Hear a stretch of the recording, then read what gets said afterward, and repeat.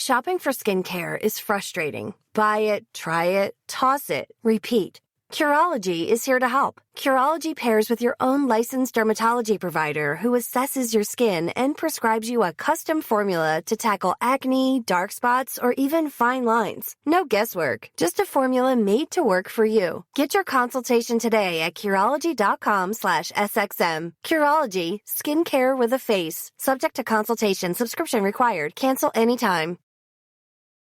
Justin and so good. Thousands of spring deals at your Nordstrom Rack store. Save big today on new arrivals from Kate Spade New York, Nike, Sam Edelman, Free People, and Madewell, starting at only $30. Great brands and great prices on dresses, denim, sandals, designer bags, and more. So rack your look and get first dibs on spring styles you want now from just $30 at your Nordstrom Rack store. What will you find? Hey yo, what's up world? This is DJ JS1 of the legendary Rocksteady crew. And right now, you're listening to The Library with my man Tim Einenkel on rapstation.com. Strictly the real hip hop. Peace.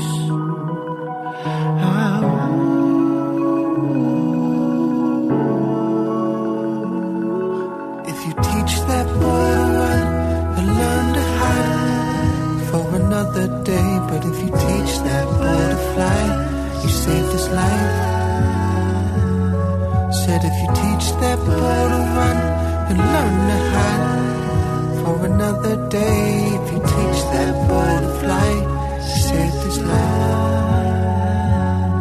But if you teach that boy to fly, don't be surprised. They cut his wings and let him die. Welcome to the world of the giants, right, where they bled him dry. What did you expect when you left him all alone in this cold world? That boy right there. Formerly known as YC the Cynic, the Bronx MC Kemba has recently released his latest project called Negus. The album is written and produced by Kemba and Frank Drake. Kemba, welcome to the library with Tim Einenkel on rapstation.com. Thank you for having me, man. So I like to go track by, we won't do track by track, but I like to talk about tracks. Cool. First track, Fly, intro. Yeah. It makes me think of the saying, it takes a community to raise a child. Mm-hmm. But not just raise him or her, but continue to support him or her throughout her entire life. Yeah. What was the purpose of this intro for you, and how does it kind of relate to the rest of the album? I feel like there's a few levels of kind of like the purpose and how it relates. I mean, first of all, Frank came up with it. He just came to me with his idea. We sent voice memos back and forth, and it was kind of like the backbone of that song, the beat and the words. And I loved it, you know. From the moment I heard it, I was like, this has to be the intro. Yeah. But because of the message, you know, it's inspired by the teacher man and fish. He'll eat for a lifetime, that saying. Yeah. And in times like these, where young black children are being killed, I think survival is kind of the main objective. And to be able to flip that saying into a means of survival overall instead of just like eating is really dope to me. And also like what you said, I feel like a child raised by the community, you know, in a lot of ways. Everything that I've learned, everything that I am now, I learned in my community, from just being socially aware to knowing how to rap to being a compassionate person. Like, I've learned all of that from people that I've met in Hunts Point, or some sort of 6 degrees of separation from those people. So yeah, I agree with your comparison for sure. The next track is Caesar's Rise. Mm-hmm. And I know you've probably been asked about this lyric a lot. Please don't call me conscious. Don't call it political. Please isn't this lyrical. And I know there's been different theories or questions of what the lyrics mean. Yeah. I saw it as a way of you being political, but at the same time not wanting to get pigeonholed into being a political rapper. Some people think it's like a way of just kind of, I think, softening whatever the message you're making.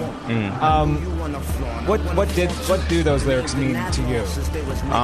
Well, it's a bit complicated because words change. Just like the N-word, the meaning and the feeling behind it has changed over time, and it happens with other words too, like Hotep, which was probably seen as a positive word, is now not so much. One of ridicule, and I feel like political or conscious when it comes to hip-hop artists has gone through a change, and it's kind of now used to pigeonhole, like you said, and kind of dismiss artists,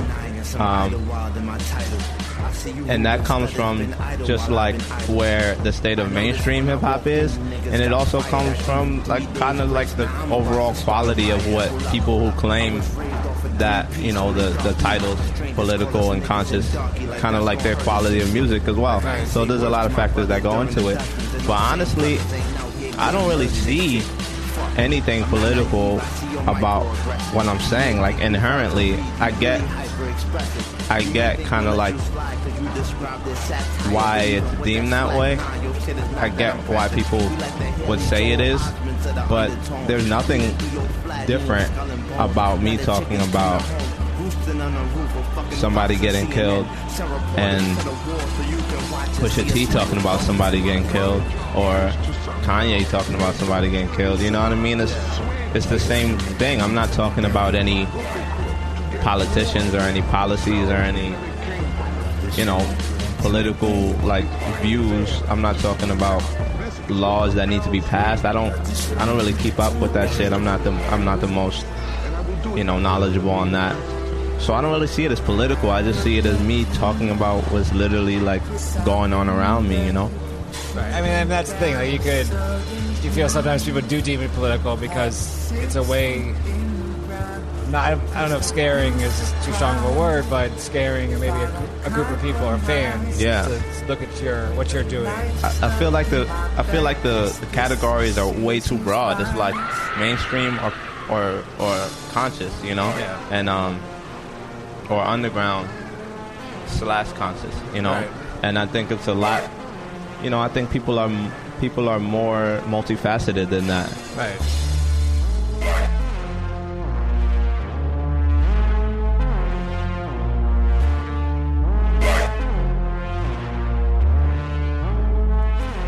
Shout out to them niggas I don't fuck with. I hope you see me glowing. Grown men doing fuck shit, and hopefully you know it. Mama, sorry if you're listening. I don't cause no conflict. My conscience is calm. This is cognitive dissonance. I've been told it's a slippery slope while I'm cool running. My niggas pulling strings like dogs getting set in stone like Medusa. King and Queens, I think. I have a lot of favorite tracks. It's one of my favorites. Thank you.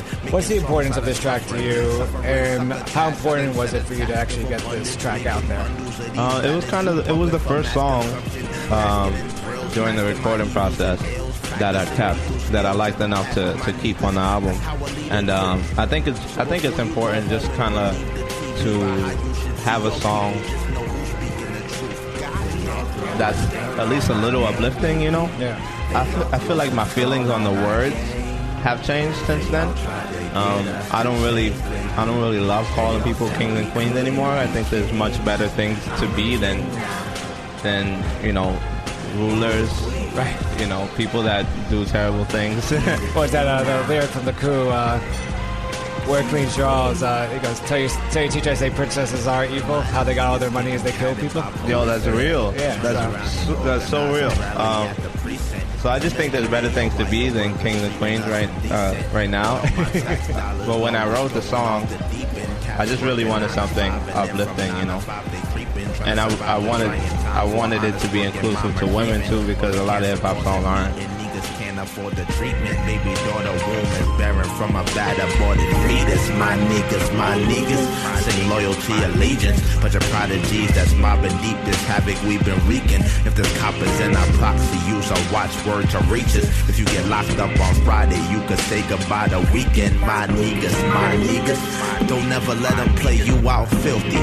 The same way them so-called... Given the social climate, the political climate of the news, I think probably the most powerful lines on the album, because it says so much, is from the New Black Theory, and he goes, I could walk outside now and get shot down.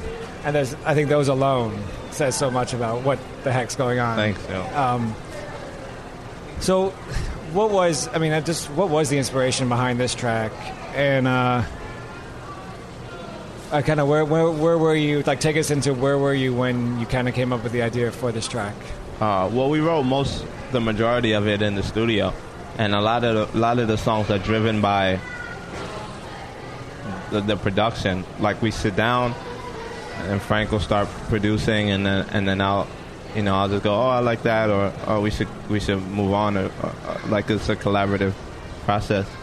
Well, more him doing work and me just judging it. But he made that, and it energized me, And some songs like Greed, where I'm inspired to like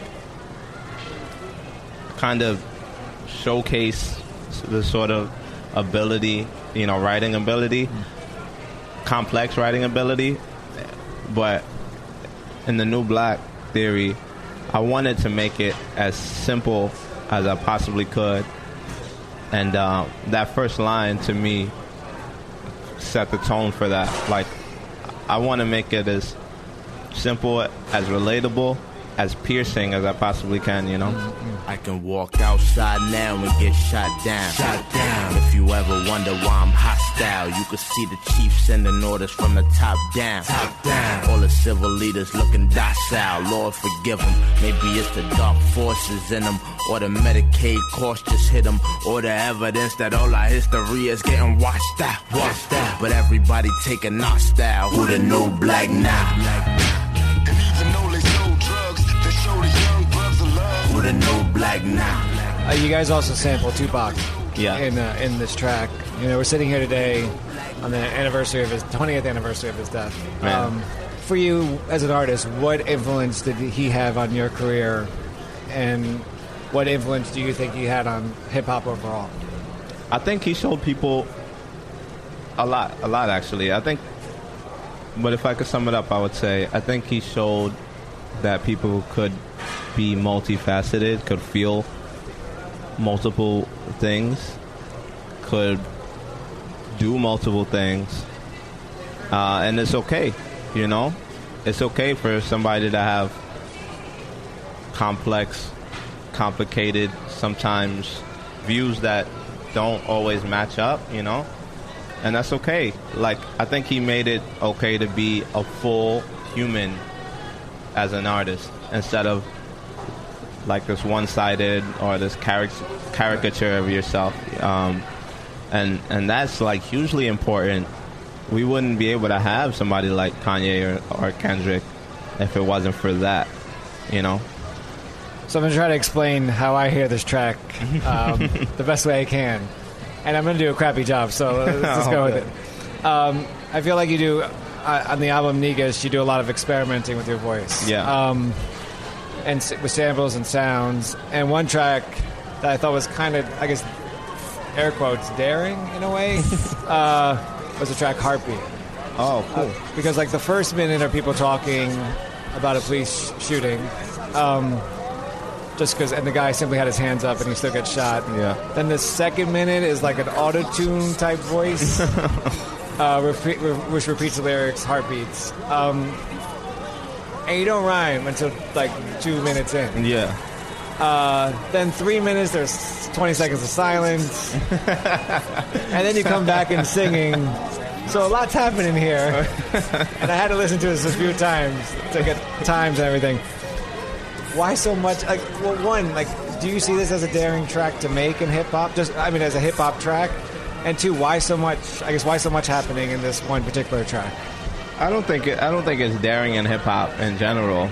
I think hip hop has grown so much, like you can do anything.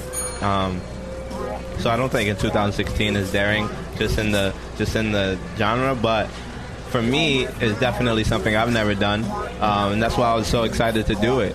It kind of came about naturally. That was a full song all the way through, from beginning to end was one full song, and I didn't love what I did to it. So we took the second half of the song and we made it into that rap part. And then Frank produced a whole new first part, and we kind of did. And I had the idea to come up with a skit about a police shooting that would kind of have this visceral effect of like feeling what it's like to be around one. I don't know. It was just really natural. And the song at the end, "Stand," that was a separate song that I wanted to be just like a bonus track, like a hidden track. So I just put a lot of space in between it, and anybody that that sticks around to listen to it, they'll be able to find it. But I love that one in particular because it's also has this kind of visceral, like emotional feeling to it that I really aimed for in a lot of the songs. But I think in that track, all those parts have that same kind of visceral, emotional effect. So it works together. Negus addresses a lot of issues, police brutality, racial discrimination, injustices. Yeah. And not just the issues that I think makes the track feel timeless to me. It's your flow that also does the trick. Thank you. But that being said, it's 2016 and we're still talking about these injustices. Isn't that silly, man? It's crazy. It's crazy. So when kind of social issues these make your album timeless. It's sad. As an artist, as a human, what's the emotion there? But as an artist, what is the fact that I imagine 4 more years, we'll be talking about your album. We're still playing your album. Yeah. As an artist, what does that make you feel like? But then as a human, how does that make you feel? It's this sort of cognitive dissonance, man. Like Of course, I'm happy that the music is relevant, but I wish it wasn't. Like I wish people could listen to this and say, "This is a thing in the past. We don't have to we don't worry about this anymore." But that's not the case. I started making this album 3 years ago, and same thing. Still and when I put it out, it's still as relevant as ever. It's kind of crazy. As an artist, you want the environment to be right for your art to thrive. But as just a human being, it sucks that this is still going on. When you make an album like this, are you making this album as a way of empowering black people? As kind of a form of black empowerment? No, not well. I guess it goes. I guess it depends on how far you go with the word empowerment. A lot of the songs, I just want people to listen to and kind of feel confident. Here, I want you to put on new black when you're about to leave your house and just feel like you're ready to take on the world. If that's empowerment, then yeah, for sure. But I'm not trying to. I don't want to preach to the choir. I don't want to be seen as any sort of teacher. A lot of it's just like an outlet, and I made it to try and be an outlet for people that feel the same way. This kind of therapeutic listening experience. So I don't know. The word empowerment is kind of weird for me because I feel like people can and do empower themselves, but I'd hope my album is the inspiration for people to empower themselves, you know? So admittedly, and please don't hate me for this, I don't know much about your former persona, Why I See This Cynic. All good. But I will. Negus is the first album you're releasing under your new name. Yeah. What are there, if there are any, are there differences and similarities between YC and Kemba? And then could YC kind of release this type of album? Of course there are similarities. Like I wasn't being this completely disingenuous person before. I just couldn't see myself growing in the way that I wanted, or being YC the Cynic for the rest of my life. And so I just had to go for it and change it. That being said, I'd like to think that Kemba kind of allows me to change kind of like the projection of my evolution, if that makes any sense. Yeah. Like I can do things and I can grow in a different way and faster and unabashedly, you know, like I can do what I want, and in turn I'll get better at it. Whereas YC the Cynic, I felt kind of like bogged down and forced to do this sort of underground grunge, super like lyrical stuff that you know, didn't have much emotion to it, didn't have much range. I don't feel like I can make a song about love or past relationships as YC the Cynic, you know.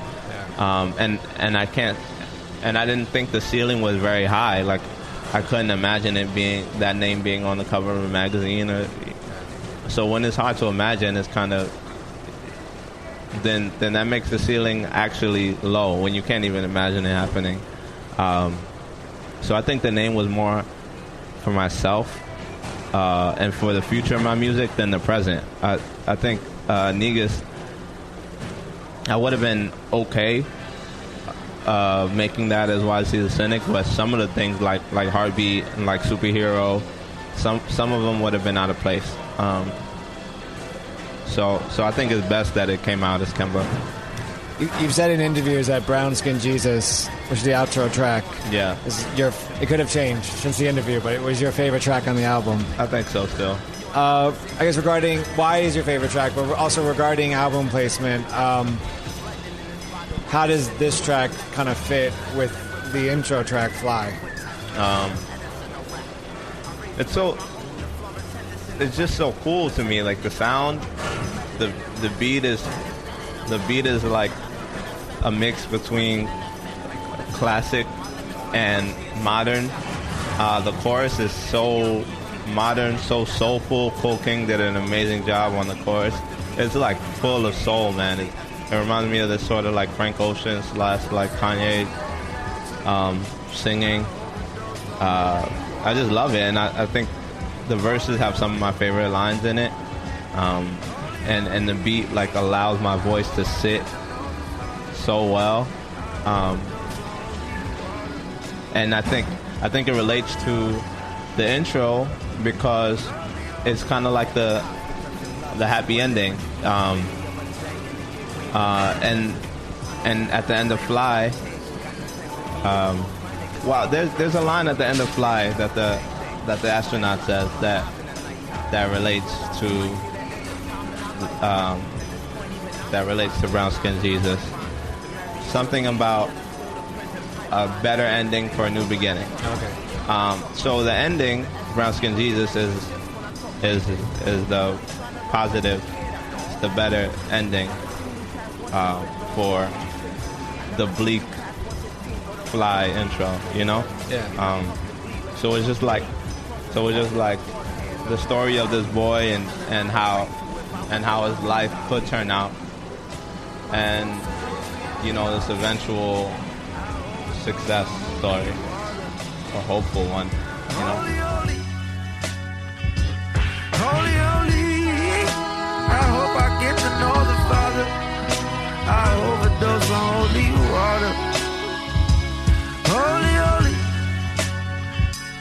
Lord, the only.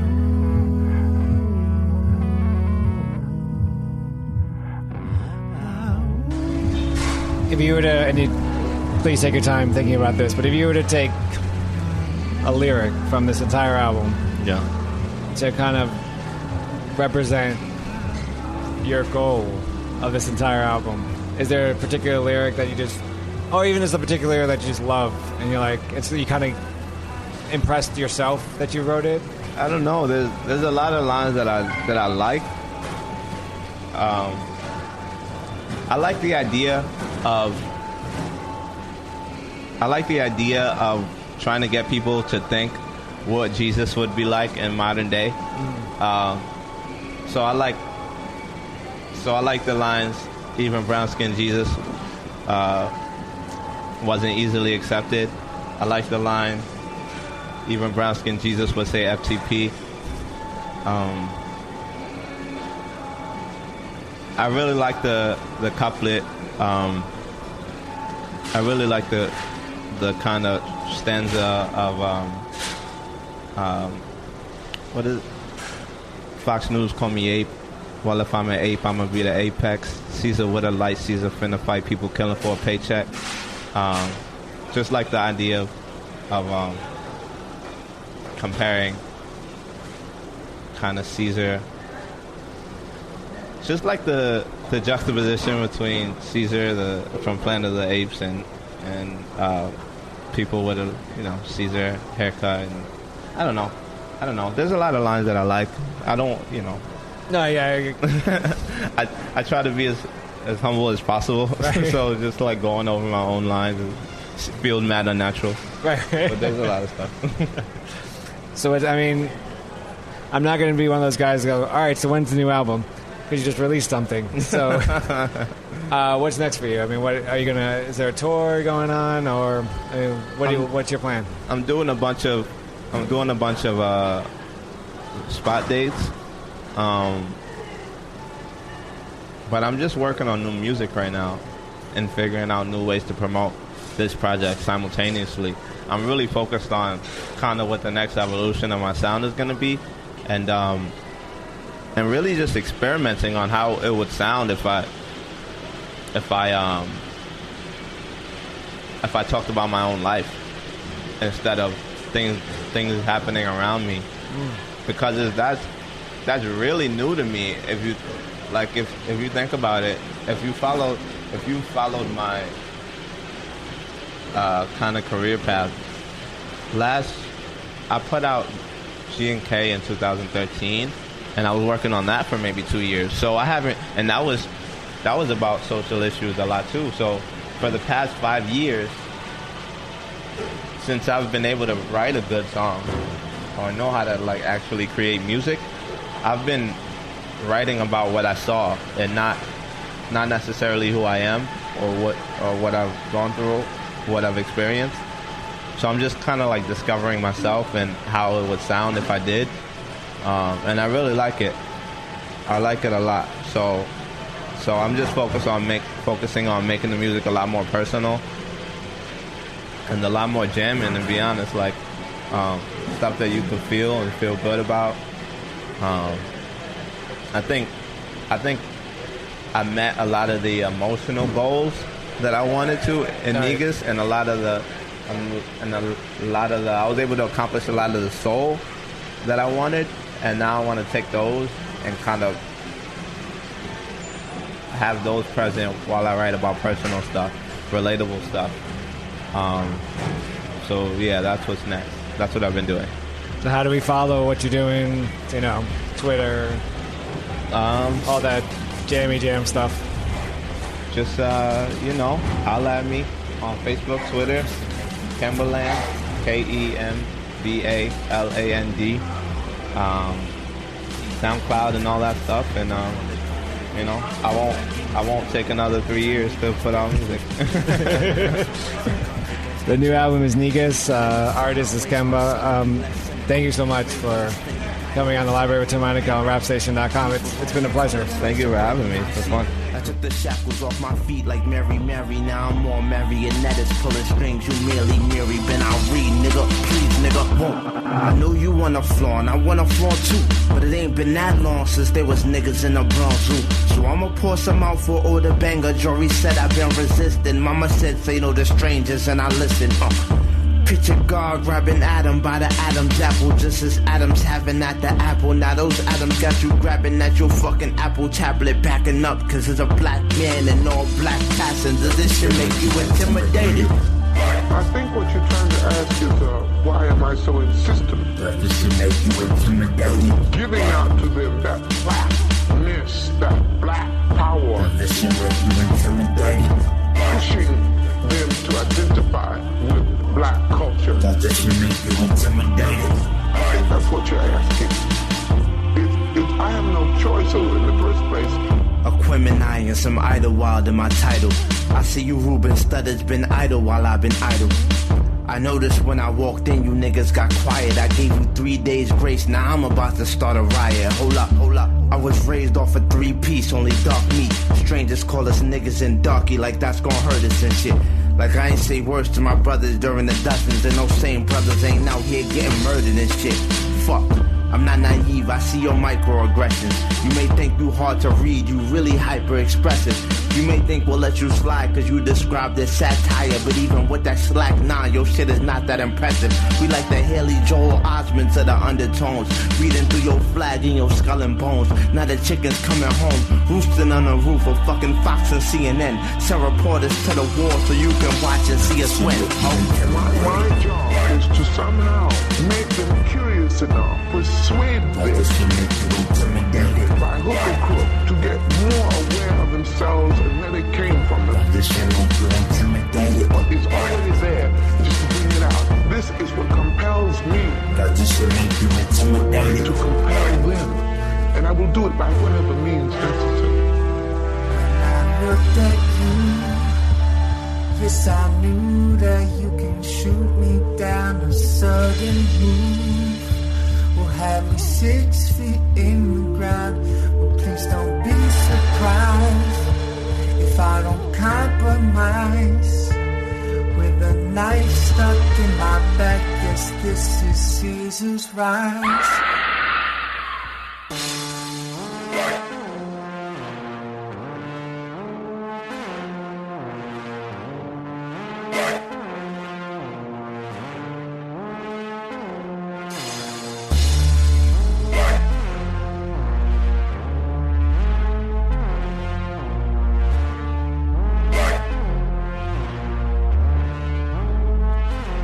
Shout out to them niggas I don't fuck with. I hope you see me glowing. Grown men doing fuck shit, and hopefully you know it. Mama, sorry if you're listening.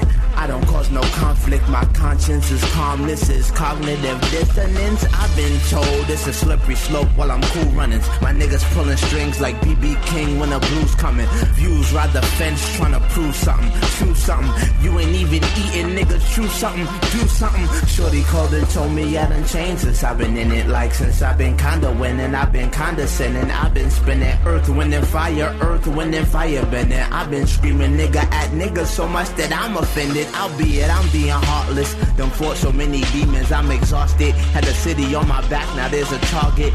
Your battle's uphill, you doing CrossFit. Cause your shit, your feeble chatter's fecal matter, you only talk shit. I have a great relationship with the blacks. I've always had a great relationship with the blacks.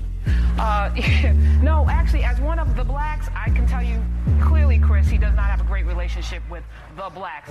Who knew a rose could grow from more liquor? You counted out, but there was more than meets the eye, my nigga. Who knew an animal could fall in love? Who knew a rose could grow from liquor?